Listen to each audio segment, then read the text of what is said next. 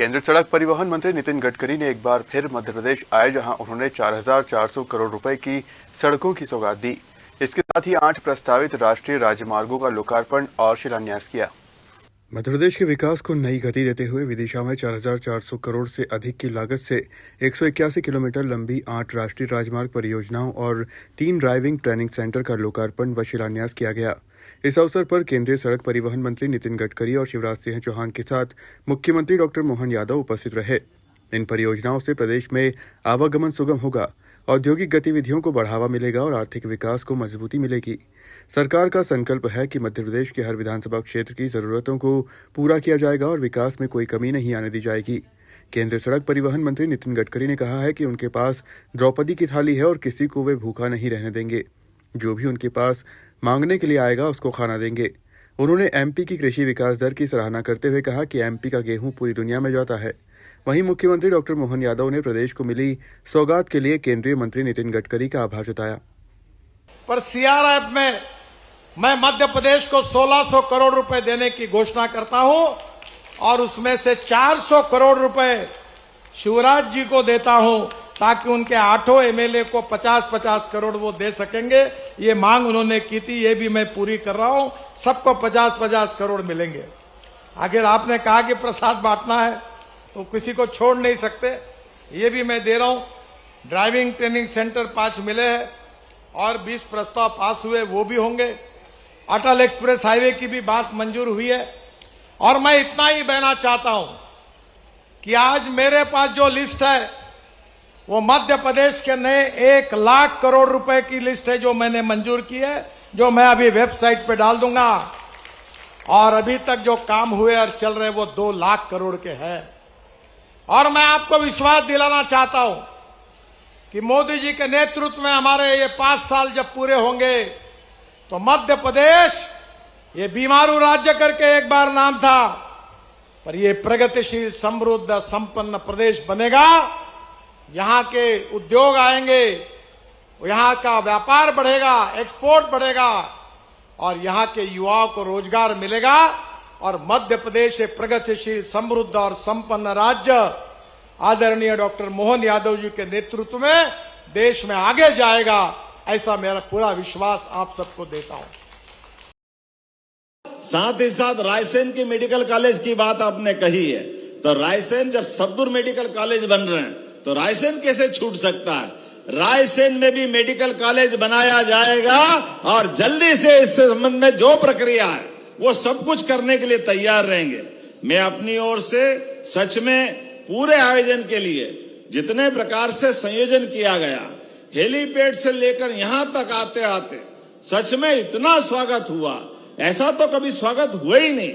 और उसके बाद इतनी बड़ी संख्या में अपने विकास के साक्षी आप बन रहे हैं। आज हमारे बीच एक ऐसे व्यक्तित्व के धनी आए हैं जो विकास का नया कीर्तिमान बनाते हैं। तो मैं अब और कोई बीच में ना आते हुए अपनी बात समाप्त करते हुए एक बार फिर मध्य प्रदेश सरकार की ओर से माननीय नितिन जी का अभिनंदन करता हूं, माननीय शिवराज सिंह जी चौहान भाई साहब को बधाई देता हूं, माननीय राकेश सिंह जी और सारे मंत्रियों को बधाई देता हूं।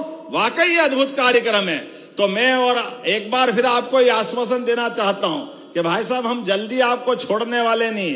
अभी तो विदिशा का काम निपटा है, उज्जैन में 2028 में कुंभ मेला आने वाला है, तो बहुत जल्दी आपको उज्जैन के लिए भी निमंत्रण देने वाले हैं। इंदौर, उज्जैन, जबलपुर हमारे राज्य में, चूंकि देश के मध्य में मध्य प्रदेश, इसलिए हम आपको किसी भी राज्य में विकास करना तो बगैर मध्य प्रदेश के हो ही नहीं सकता। आप उत्तर, दक्षिण, पूर्व, पश्चिम कहीं भी जाओ, मध्य प्रदेश तो आना ही पड़ेगा। इसलिए मध्य प्रदेश पे आपका स्नेह सदैव बना रहता है। जितने प्रकार से विकास के लिए एक एक विधानसभा में जो जो जरूरतें होगी, हमारी सरकार उन सबके साथ है।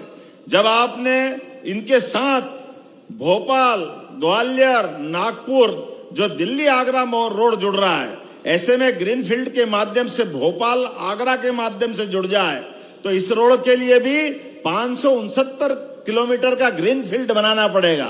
मैं माननीय मंत्री गडकरी जी से कामना करता हूं इसकी मंजूरी भी देंगे। ताली वाली बजा के बताओ, ये नया ग्रीनफील्ड रोड बनेगा।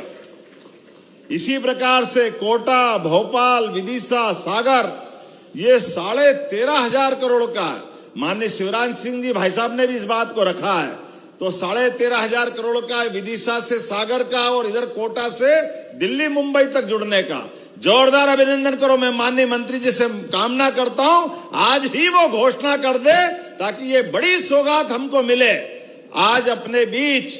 इसके साथ साथ एक ग्रीनफील्ड जबलपुर, उज्जैन, अंबिकापुर, ये आगे जाकर के छत्तीसगढ़ से होता हुआ असम तक जाएगा। इस ग्रीनफील्ड रोड की भी मैं मांग करता हूं।